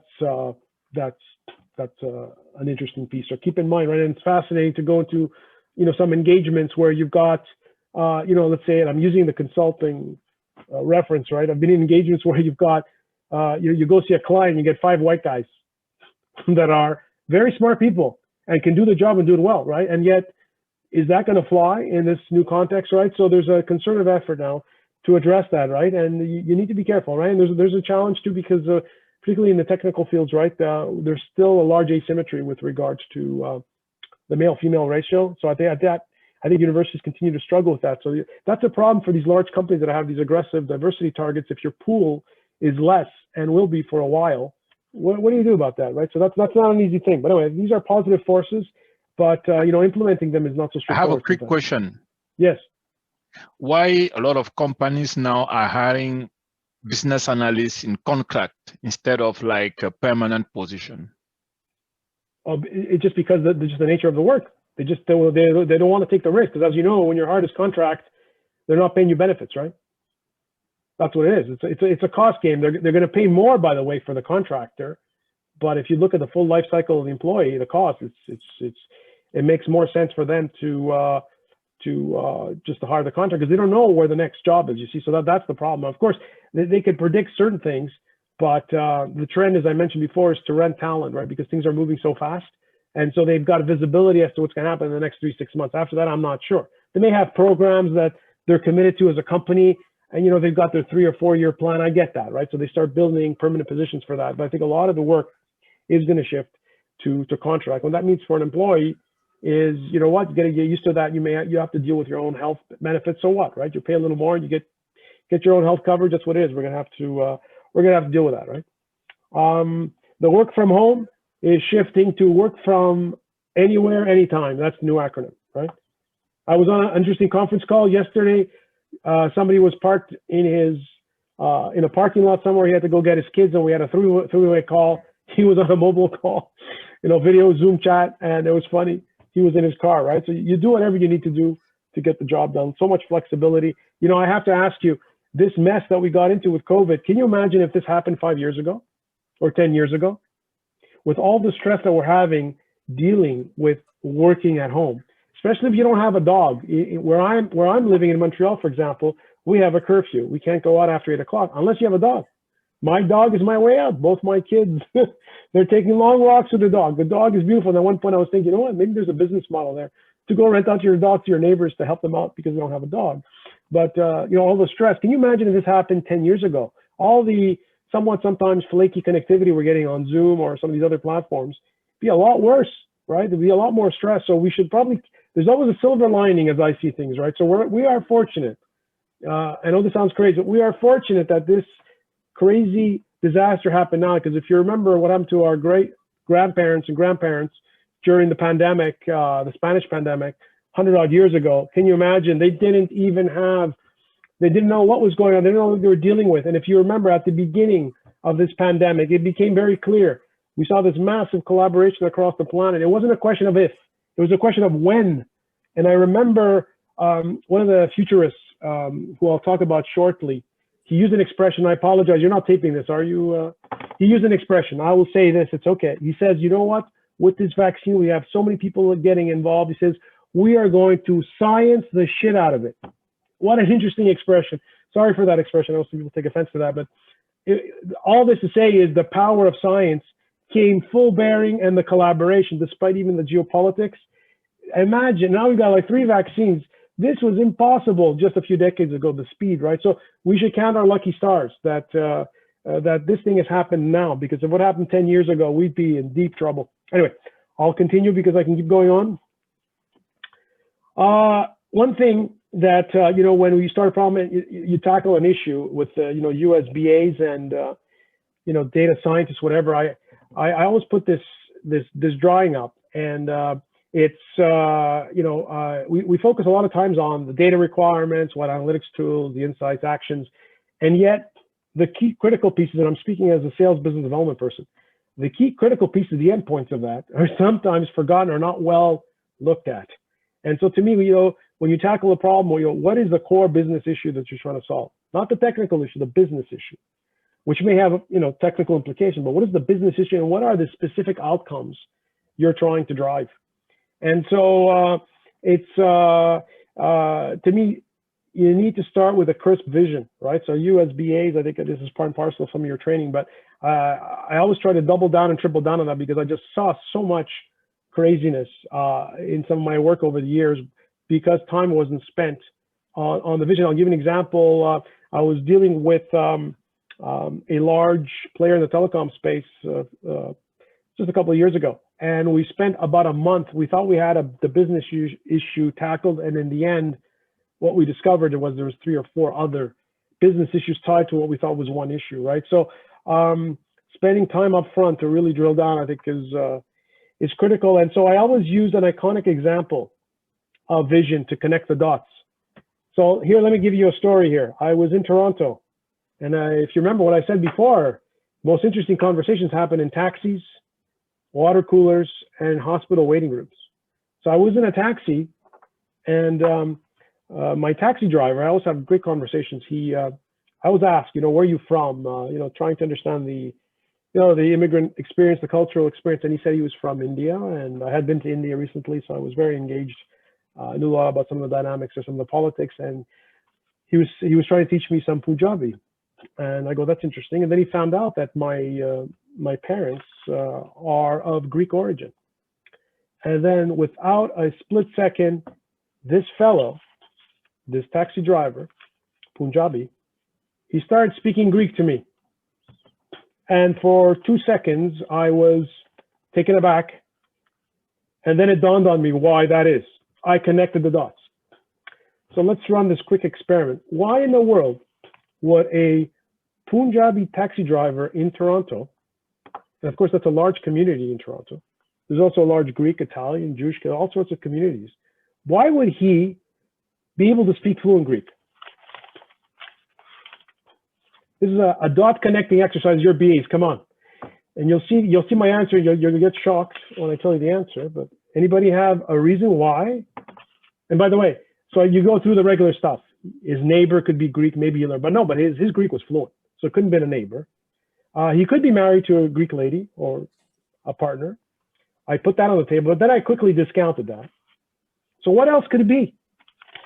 He was adapting Took a to every course. client. It was what? He was agile. He was a what, sorry? languages. He was agile in all Oh, you languages. Adapting You know, to all the clients. you're going to shock at this, right? Because for me, I'm an aficionado about history, and I always like to connect the dots over broad timelines. You know, this, of course, is stretching things, but you will see there's one he worked figure for that, a company. He worked like for a call center. He worked for a call center. yeah, but he's in Toronto. Last time I checked, the Greeks are not very big on call centers. I think it's the Indians and the Chinese and the Filipinos and the Mexicans, right? So that's an interesting try, by the way. But you've got the wrong industry. So check it out. So I made the connection. There's one historical figure that immediately popped in my mind. I always use this as an iconic example of somebody who's got a bold vision and implementing that vision, and it sticks, right? So it's for me, it's an inspirational one. And here's the individual. And you'll say, what? So who is this guy, right? So if you read any about classical history, Themistocles was a unique figure. About 2,500 years ago, he made a very famous statement. He was sitting in front of, you know, these very unruly ancient Greek citizens who were trying to practice their early forms of democracy. And he had a vision, and he stood up. And there's a very famous spot at the base of the Acropolis. If you ever go there, if you understand history, classical history, it's a mind-tingling. Sorry, for me, it was a very consciousness-raising moment. I visited often there. Anyway, he said, "I never learned how to tune a harp or play upon a lute, but I know how to raise a small and inconsiderable city to glory and greatness." And so he said that at that time, Athens was a small city-state, not particularly strong. But 10 years earlier, there was this famous Battle of Marathon, some of you may have heard, which inspired the modern marathon. It was a battle against the big empire on the planet. This very multi-ethnic, very innovative empire called the Persian Empire. So they didn't like the Greek city-states, too unruly, they didn't like their freedom, they wanted control. So it was this classical battle of East and West, which has played out many times through the millennia. And so he says, look, we saved our butts 10 years earlier, but just barely. We need to have a plan. And so what happened? What happened? Well, guess what? At that time, there was a massive winning lottery ticket. And I'll connect this to 5G in a second, by the way. So he saw a winning lottery ticket, and that winning lottery ticket was silver. They discovered silver. So the peasantry and the citizens said, you know what, let's distribute all this silver. And he said, no, I have a better idea. You have to look to the future. And he proposed, in my mind, one of the most radical business living models ever. And he said, the future is not on land. Forget the land. I know you like your olive groves, your orange groves, but that's not where your future is. Yes, maybe you need it to feed, you know, your family here and there, but your future is in ships. It's in the sea. And he goes, we need to build an entire infrastructure. Let's put the money there. And believe it or not, the citizens agreed to this. He connected the dots, and for the next 50 to 100 years, Athens built these golden years, which produced so much, influenced Western literature and so forth, led to the Roman Empire, you know, transmitting some of that information, that knowledge, and the Byzantine Empire. And then when the Roman Empire and the Byzantine Empire collapsed, all that information got transmitted to the Muslim empires, the Hindu empires, and eventually the Europeans awoke, and the Muslim empires basically transmitted that knowledge and more back to them, right? So that history was there. But all this to say is that naval blood, the focus on the sea started 2,500 years ago. And so just to connect the dots about the Punjabi taxi driver, the reason why he spoke fluent Greek is because he works on some of the Greek commercial ships. And why would he do that? It's because this small little country that has had so many problems of 10 million people, believe it or not, controls the international shipping lanes. They are bigger, believe it or not, than China. They're bigger than the US by a substantial margin, bigger than Japan. They're miles ahead of everybody else. And that's because there's a group of people that got their start because of this guy 2,500 years ago. That's continued through all the years. It was built into their DNA. So if there was never an example of connecting the dots about vision, I know this is an extreme example, but I'm very passionate about this, right? And so I was able to connect the dots immediately. Of course, I had a head start because I knew, right? But initially I was like flabbergasted, and then I connected the dots that, the Greek commercial shipping companies were leveraging cheaper labor coming out of India. So there was some skilled labor there. So a lot of Indians were moving to Greece, believe it or not, to get trained on the Greek ships. So that's what it was. It was all about ships. Now, that's the story. What does 5G say about this? Well, I'm using here, Marie Antoinette said years ago, let them eat cake in the context of the French Revolution. Actually, probably what she should have meant is that's the improper translation in French is brioche. But anyway, so, I mean, the equivalent today, you know, what the winning lottery ticket is. So we went from, you know, silver. The winning lottery ticket today is this 5G. 5G is not a mobile technology, it's a mobile technology. It really underpins, as one of my close buddies who works at Google said, it really underpins a new internet. It's a new way to communicate. It's not just a mobile technology. You got to get off that page. It really is a different way of connecting, engaging, and so forth. So the winning lottery ticket today is this 5G edge computing. Sure, there's a whole slew of other technologies there, very exciting technologies, right? And I wish we had more time to connect the dots, because some of the more interesting use cases is when you marry 5G edge computing, let's say with AR, VR, with blockchain and so forth. There's a lot to discuss there, right? But in many ways, 5G is at the center of this, right? And the new winning business models, so we're going from ships to all sorts of new connectivity, digital connectivity, right? There's so many ways to connect, right? So that's the analogy, right? So we've got new lottery tickets, and I don't want to sort of overplay the 5G card. Of course, we're living, despite all the disruption, we're living in relatively peaceful political environment, right? That's part of the lottery ticket as well. And the other piece of the lottery ticket, admittedly, is the low interest rate, the favorable financials, right? So if you look at those pieces as well, we've got all sorts of lottery tickets that are available today. And, you know, as an individual too, you look at the internet, how you communicate, this stuff wasn't available to you. My God, there's just so many ways for you to express, to get your brand out, to create new, to create innovation and so forth. Anyway, so all this to say is, you know, this 5G powered, brave new business models require brave new execution and innovation. You notice I've changed the term. I've shifted from extraordinary, you know, in the context of, you know, of Themistocles and the ancient Greeks, it was really extraordinary. Now, why brave? Brave has got implications, as you'll see short. I purposely changed the word there. That has to do more with, you know, the piece of literature written by Aldous Huxley called Brave New World, which adds another dimension to the 5G puzzle, which I'll get to shortly. Let me just zip through some of this stuff because it's already 7 o'clock. So now we're going to start really ramping up, and I apologize, but some good questions, and we'll continue. For those of you who want to drop off, don't worry, you'll get this material, but let's start ramping this up. So when I look at the 21st century, I look at what I call the survivalist triumvirate. Triumvirate means three. It was used in the context of Roman leadership, ancient Roman leadership, where they divided the control amongst three generals. But in the modern context, I see three elements in terms of, you know, how do you survive as an individual, as a business, right? There's disruption. How do you handle disruption? How do you stay relevant by engaged storytelling, right? Those three pieces to me are critical. And so as BAs yourselves, right, you participate in all these elements, right? But and of course, all those three need to be couched under this, you know, what's the vision, right? To start this conversation, right? So one of the challenges with, you know, the vision too is there's just so much information, and that information spectrum is going to get worse with 5G. So many connection points, interface points. Yuval Harari, this Israeli author, has written an interesting book called 21 Lessons for the 21st Century. I highly recommend it. Fascinating read, and he talks about the struggle is, you know, from a resource or labor perspective, the struggle in the 20th century was all about exploitation between the, you know, these capitalists and the workers. That's changing now. It's now moving to an issue of irrelevance. This frightens a lot of people, and rightfully so. And we'll see why, right? The issue of irrelevance. You're getting this certification, or you're doing some work within the IIBA to become more relevant, and then you're looking at your next one, right? But unfortunately, there's a lot of people who are being pushed into irrelevance just because the context, just because of their lack of adaptability and so forth.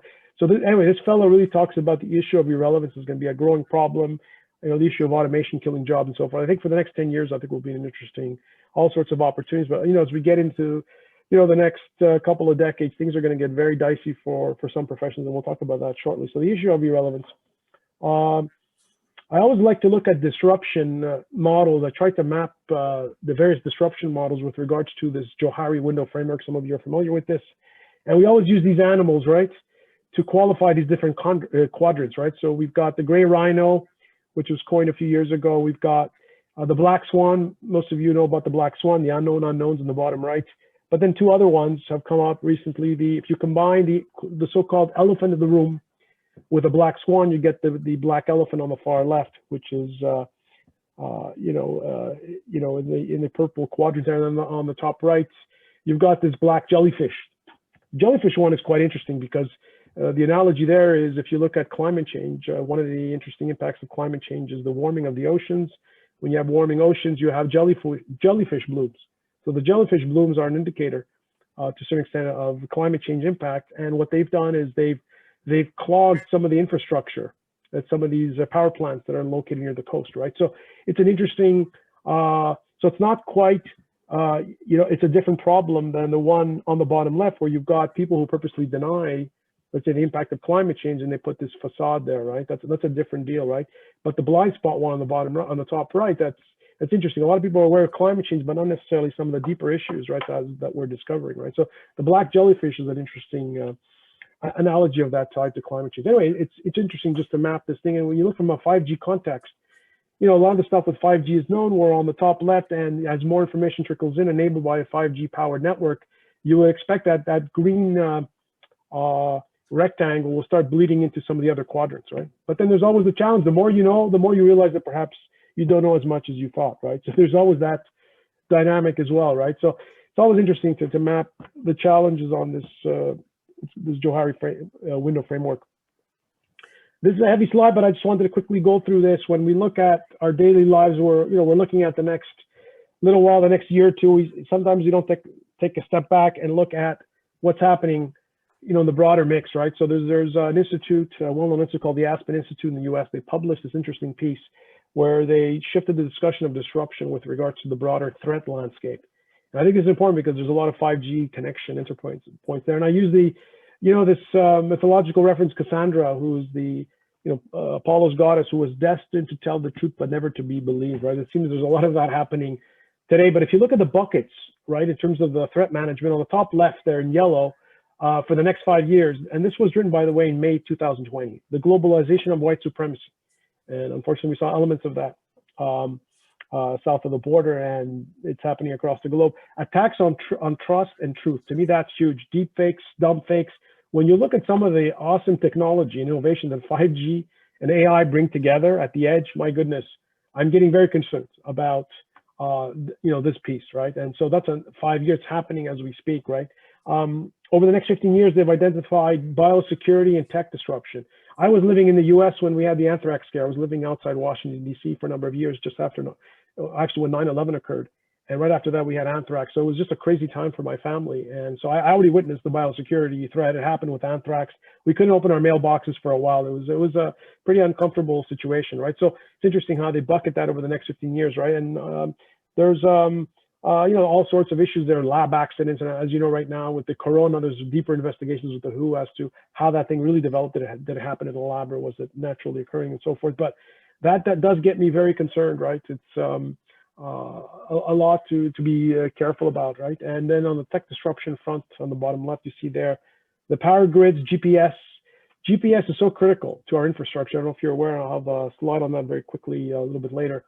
But there are 4 rival GPS systems. I talked about how Clinton enabled, the GPS expansion, or GPS-enabled application expansion after 2000. Well, right now, because of the criticality of GPS infrastructure, there are 4 rival systems out there. The Russians have had theirs for a while, for obvious reasons, right? The Europeans, although they were leveraging the GPS, the American GPS, they didn't like the fact that it was still technically under US military control. So they said, you know what, we better have a long-term project. And guess what? They launched their Galileo system a little while back. So they have their own, and then the Chinese initially were invested in the Galileo system. They realized, I guess, anticipating some of the craziness they've seen in terms of the geopolitics, they just launched their own. So it's online called the Beidou system. So now there are 4 rival systems, and then you've got some regional systems out of South Korea and Japan as well, right? So it's a very complicated mix, but the whole point is we're relying so much on those GPS infrastructure. So there's a lot of concern about warfare moving up into the skies to basically disable some of the GPS satellites, right? And that's one of the reasons, by the way, the Americans launched their Space Force. There's good reason for this, right? I mean, you're relying so much on that. And by the way, another thing that's not often talked about, but NASA, the U.S. space organization, has they talked about solar flares, the threat of solar flares generating electromagnetic pulses and potentially taking down GPS. As a natural phenomenon, they put the probability that at 10 to 20% every decade. So, at one point it's going to catch up with you. You got to plan for this, right? And then there's some other stuff you could see on the red, which have a long, they've called those, or they've characterized those as anytime next 50 years, right? Post-COVID-19 impacts, meaning all our government institutions, how resilient are they, right? The nukes have always been there. That issue is there. Climate change, we're still learning about. Catastrophic earthquakes in the U.S., they've discovered just in the last decade or two, huge risks in the central U.S., earthquake zones they never knew existed. There's been so much focus on the Pacific with the San Andreas Fault and so forth, which of course, as you know, impacts Vancouver as well. But there's even worse situations that they've just discovered in the central U.S. Right? A lot of people are just not aware about it. They don't talk about it. It's a massive issue. Right? So you start looking, for example, at this 5G edge infrastructure with all the new information, these new IoT infrastructures. That's going to give us a lot more capabilities with regards to manage some of these risks. But it's good to understand, what some of the leading thinkers are thinking about from the broader threat landscape, as opposed to, this day-to-day stuff that's going to happen in the next couple of years. And then the issue is, what's the path forward? The idea is to have what's called a threat agnostic resilience, right? This pandemic is going to happen again. So you have to assume it's going to happen again. So what are you going to do about it? Stress management, all the issues with mental stress need to be properly, we don't need to reinvent this. We need to have a playbook, if you will, right, for this. And then we've seen this same thing, with the business continuity plans, the struggle. When do we open the businesses, the restaurants and whatnot? We're still struggling with that, right? Hopefully some of those learnings will get ported into what I call a proper playbook for the next one, not if, when it comes. The issue with disruption, it's not just speed, it's also complexity. And that complexity adds stress. So we've seen all this talk about mental stress. 10 years ago, a term was coined by, believe it or not, the UK Post Office called nomophobia. Nomo meaning no mobile, phobia is the Greek term, phobia meaning fear. And so the fear of not being connected, right? So a lot of millennials, Gen Zers are so attached and addicted to their phone, as you could see from the data points that I provided there for the Gen Zers. But I think everybody's somewhat addicted to their phones. It's incredible. But there's the opposite problem too, which is, and I call this, I borrowed this term, nomophobia, added an A to it for the opposite, to call it anomophobia, which is what I call hyperconnectivity induced stress. So this is the opposite problem. Some people, what is the impact on your brain with all this connectivity, which is going to get worse or more deep, if you will, or deeper with 5G, right? So a very well-known author, a Harvard professor named Shoshana Zuboff, she published a very thought-provoking piece I highly recommend it called The Age of Surveillance Capitalism. And, she talks about the surveillance capitals, the Googles of the world, the Facebooks of the world, and all the challenges, right? And this Faustian bargain, as I show there, the deal with the devil that we as consumers have made with these players, right? We say, you know what, you can get all sorts of information from me, all, context-specific information. And in exchange, I get some nice connectivity. I can connect to my social media platform or whatnot, right? This was going well, from about 2005 to 2015, and then some of the privacy issues emerged, right? So now we're getting that sort of happy model now is getting questioned, right? And then to boot, you've got the greed element in terms of the P&Ls of these large companies as they continue to grow and become more influential. Anyway, so she captured this. So it's interesting to see how this dynamic between nomophobia and anomophobia is going to emerge. And then, of course, just to finish the picture here, and this is where the brave new world, the brave comment that I mentioned before is, what surveillance model do you prefer? So you look at the issues with COVID, which in my mind has amplified these discussions. Discussions which were likely being put off for years. Now all of a sudden, when you think of contact tracing, vaccine passports and whatnot, the surveillance element is coming in, right? Call it surveillance, compliance, whatever, right? So this issue, so what model are we going to come to, right? You look at China, very authoritative and so forth, top-down approach in terms of how they're doing, they're tracing and so forth. In the U.S., Canada, much more disorganized and so forth. So where are we going to land on that, call it surveillance continuum, right? There's so many different models out there, right? And I think a lot of this stuff, these ethical, moral issues have been postponed, but now they're front and center because of COVID, right? And you could see now where, the mobile world, the 5G edge world is going to be a big part of how the decision will be made as to which model we are going to agree to. But these are different times, right? And actually, Shoshana Zuboff in New York Times in January 2020, just before the pandemic, took off. Like she wrote this piece called "You Are Not Remotely Controlled: Surveillance Capitals Control the Science and the Scientists, the Secrets and the Truth." So if you remember what I mentioned before about the threat landscape, the assault on truth, right? So anyway, fascinating stuff. We need to ask these questions, right? And one thing I also wanted to mention, Yuval Harari, that fellow who published that book about irrelevance in the 21st century, he also said in the beginning of his book, he said, you know what, if you're too busy because you're watching your Netflix, he didn't say Netflix, but I'm sort of summarizing here, but he said, if you're too busy watching your shows or taking care of your kids or going to play baseball or watching your football game or going grocery shopping, you know what? Too bad. That's a decision you've made. History does not give you a discount. You need to be engaged or you face the consequences. So there's some serious consequences on the table because of all this massive new complexity that's come to the game. Tremendous opportunities, but there's tremendous risks. And like I said, you could take that blue pill and shut off, or you could start taking that red pill and start digging in, getting engaged with your community, with your local governments and so forth to start influencing, right, in ways you think make sense in terms of your core values. Anyway, not easy questions, but hopefully you'll start digging more on this. Let's keep going. I face this issue in terms of disruption. Just to finish the disruption story is I've seen this quite often in the US and Canada where a company is faced with, they see it in their face. It's almost like a predictable disruption environment. Predictable disruption is an oxymoron, but they're faced with, let's say, a 5 or 10 times potential or expected change in business activity volume. They see it, right, in a relatively short period. So what do? Right? And you look at the complexity and the opportunities that 5G innovation brings at scale and speed. What do you do? How do you prepare for that?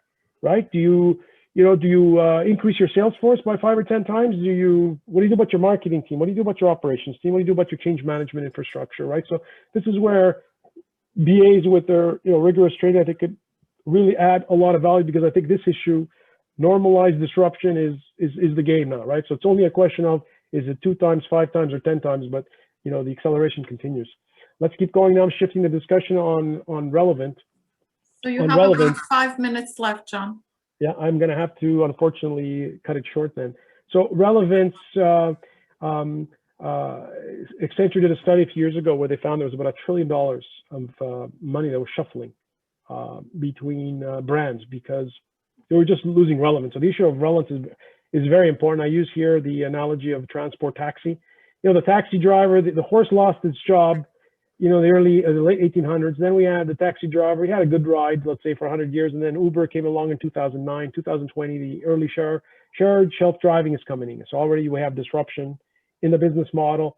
And so taxi drivers now are losing their jobs. Then, just when self-driving, land-based self-driving, you get comfortable, then you've got now shared aerial mobility, right? That's coming in the next few years. And then shared aerial mobility with self-driving. Right? Look, one layer of disruption after the next, and this is all going to be powered by 5G. So then the question you ask is, what happens to the millions of taxi and truck drivers in North America as we approach 2030, 2040? I think this is the #1 job in North America.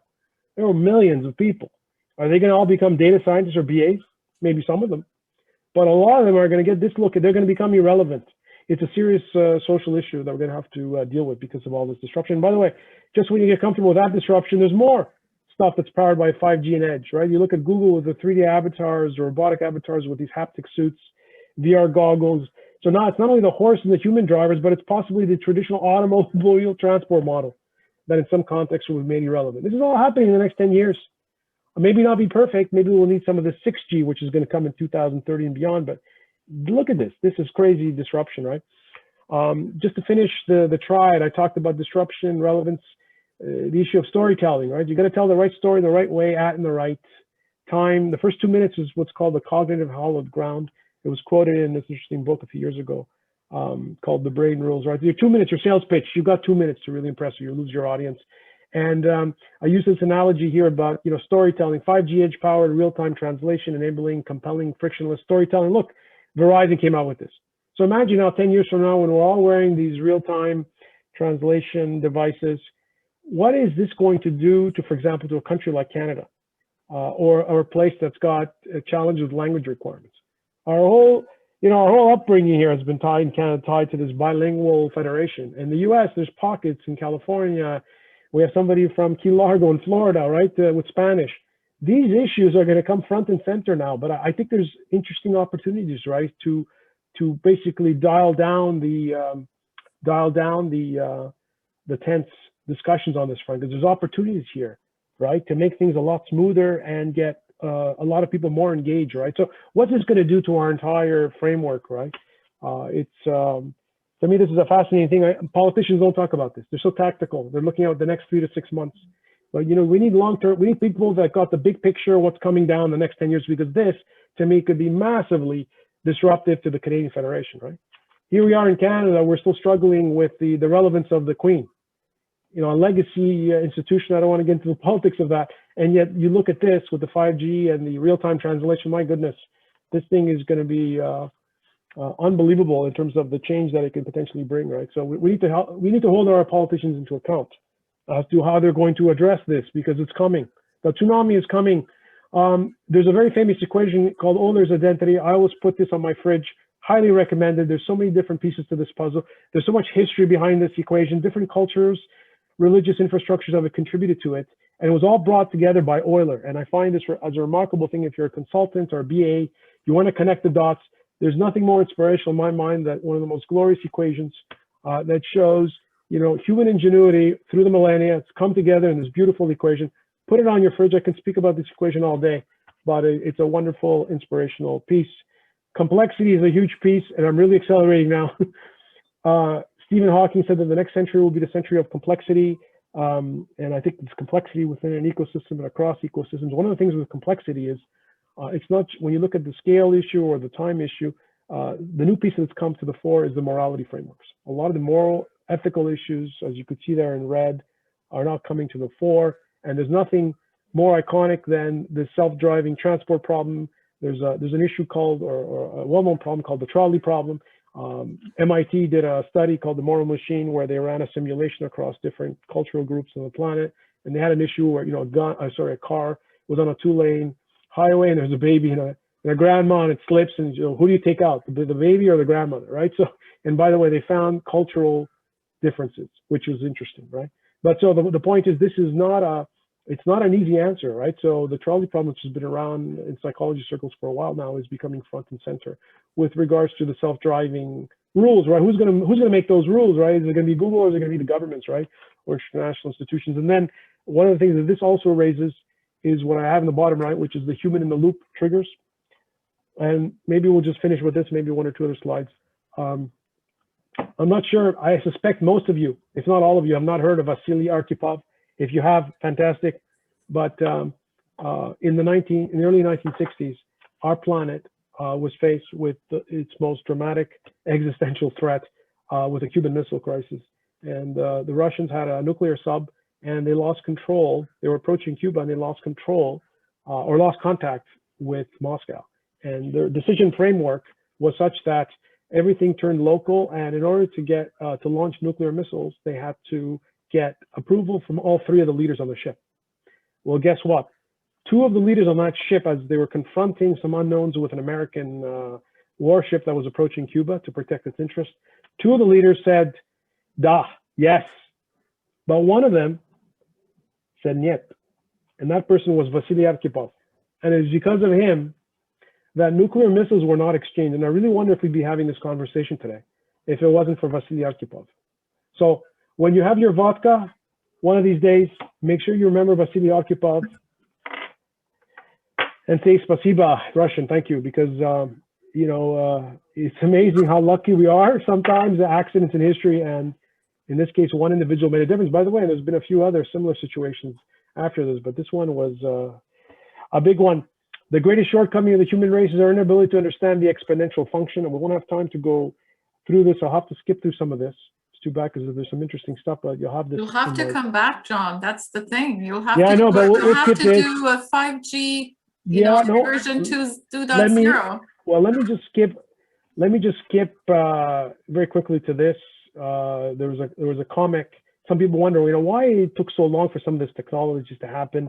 There was a comic, Dick Tracy, in the 1930s about you know, this police officer who had a 2-way radio in 1946, and we managed to get that on the Apple Watch, right?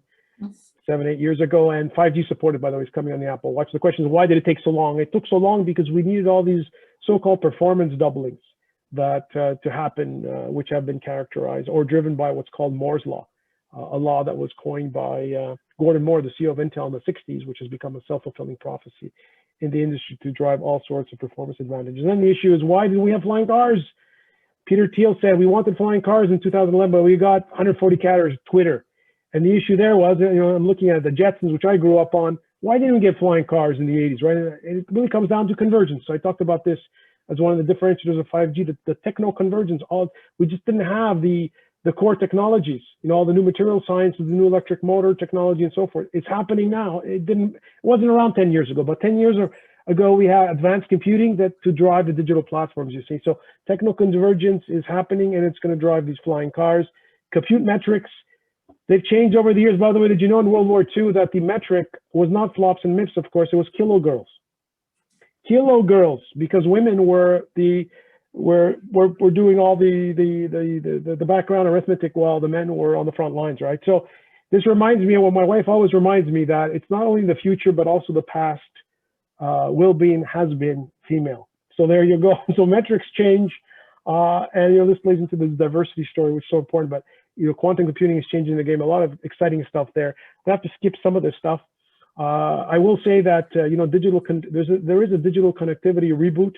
Henry Thoreau said we are in a great haste to construct a magnetic telegraph from Maine to Texas, but maybe they have nothing to communicate. Well, with the rush with everybody to get on social media, now there's a backpedaling, right? Because we're concerned about privacy and things like that. So now you have the rise of what are called exclusivity networks. Some of them you have to pay a huge premium.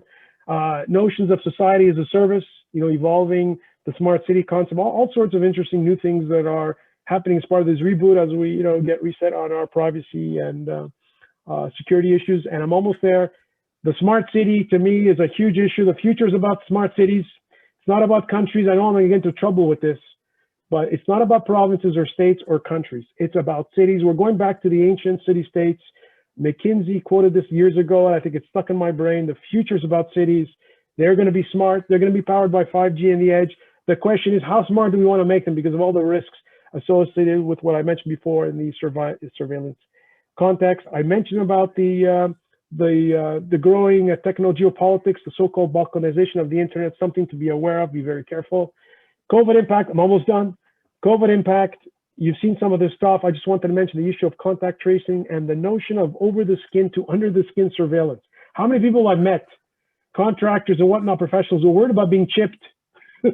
They've got this dark notion, the 1984 notion, right? But, there's concerns there, right? And obviously the 5G edge, there's some interesting intercepts there over the coming years, right? Digital transformation acceleration obviously has been a boon for 5G and so forth. There's been some delays on the frequency auctions. The US just had some of them. Canada will have some important ones later this year, so look out for those. New business models like telehealth, 5G will be at the center of that, so very interesting. I'm almost done. Be prepared, be curious. There was an interesting comment from this book that was published about killer asteroids. We don't have to worry about them, but it's interesting the context, right? How nature has a way of querying us about our space programs. I thought that was interesting. So are you ready now to think about life in 2030? That's my question. A lot of stuff. We speeded it up, but guess what? Life is fast. I told you about this in the beginning. I have some interesting workshops that are coming up. You'll have this there. There's also some interesting free workshops on different areas, including health, that you're welcome to attend in March and April. And I'll just leave you with this, and there you go. If you have questions. And here's the quote. I'm trying to leverage some of my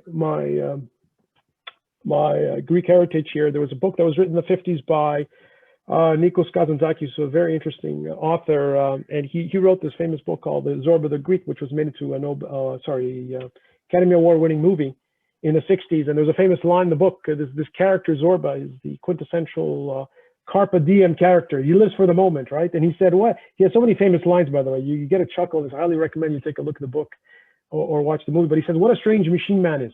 You fill him with bread, wine, fish, radishes, and out of him come sighs, laughter, and dreams, like a factory. I mean, I find this remarkable. This was written in the 50s, or the 40s, rather. This sounds so modern, right? The notion of digital factory and, the machine and, the cognitive assist with humans, whatever. So, I always chuckle, about Alexa, right? Did you get that? But it's such a modern view, and yet it was written in the 50s. So anyway, I'll leave it at that. Hopefully, some questions were raised. I know I went fast. Maybe that was intentional. I probably needed another half hour, but I wanted at least, you got the bucks. We can always come back another time. You will get these charts, so don't worry about it. So look, I'm open to some questions right now. Let's take a breath or two, and I'm certainly I know open you've to answered stay. some questions along the way, but I did, if yes. anyone else has any questions for John, now's the time. We can stay a few more minutes. And John, while people are thinking about it, I just want to say what a fascinating topic. I was not prepared for what I heard today. I thought, you know, it's going to be a very technical part about 5G and how it's evolving. And part of it was that, which was amazing because I had no notion about that. But all the other questions that you got into our brains, you know, we've got a lot to think about, and you're challenging us. And proposing some actions that we should be taking as individuals, and that is fantastic. What a great debate, really, and what a great topic to challenge us and to challenge the future. I appreciate that. I just wanted to say this is one thing. I didn't want to sound negative. I'm inherently an optimist, but I also wanted, you know, even if you're a person who believes the glass is half full, there is that empty piece as well. So you need to be aware of that. So I was trying to provide a balanced approach. But you know what? We're living on the right side of the ocean. We're getting out of this COVID thing. Hopefully your families were not too adversely impacted. And some of my family was, but I know some people have had losses, so it's not easy. But you know what? There's some good things happening. And there's tremendous opportunities. And if I can just quote another line from Zorba the Greek, you know, a lot of people they feel things are so dismal and they're not engaged, mental issues or whatever. Another famous line that Zorba said, "Life is trouble, death is not. To be alive is to look for trouble." So hopefully we created some good trouble here, some good questions to understand. So don't get dejected, don't get depressed. Well said, but it's being aware, right? Hug your kids, get off Netflix, take your dog for a walk, get some good air, have an espresso, have some baklava. Absolutely. Oh yeah, and don't forget the vodka. Absolutely. We'll think about that. We'll never drink vodka the same way again without thinking about you and that person that voted no. And don't forget the radishes too. The radishes, when you go to the supermarket, I never look at radishes the same way anymore because I think of this. So there you go. So John, we will invite you back. Absolutely. This conversation is not finished. We want to thank you so very much for taking the time, and your passion is transmissible. Like we can feel, you know, your passion, and we really want to talk more about this topic with you. So we will invite you back, and we're going to post this information on our website, IIBA, Montreal, IIBA.org, and for everyone to be able to look at it. But you know, without the commentary, without your words, it's not the same. So, you know. The only thing I ask is, by the way, you'll see my contact info there. If anybody wants to connect with me on LinkedIn, you're more than welcome to do. The only thing I ask is, and this is just a humble request, when you connect with somebody on LinkedIn, you shouldn't just throw in the request. Please put a proper introduction. If you don't have time to write one line to say, well, you know, John, I just saw you in this presentation, then don't connect. I find it, I see a lot of these connections. People are just so, if you don't have time to write one line, you know, that to me tells me something about your brand. Anyway, that's just a humble thing. No, I tell a lot of people, my kids, about John. this. So yeah, so just so to provide context, if you want to connect with me on LinkedIn, I encourage all of you to connect with me. Just say that, you know, you saw me on the IIBA, so I know where you're coming from, so I can connect the dots myself. Absolutely, so you can connect the dots. Thank you so much, and thank you for all the links to the BA role and you know, the adaptability that we have to think about. That was awesome. Thank you so much. We can't thank you enough. And remember, everybody, watch out for the month of March. You're going to get another invitation from your local IIBA chapter for a fantastic presentation as well. So thank you, everybody. See you soon.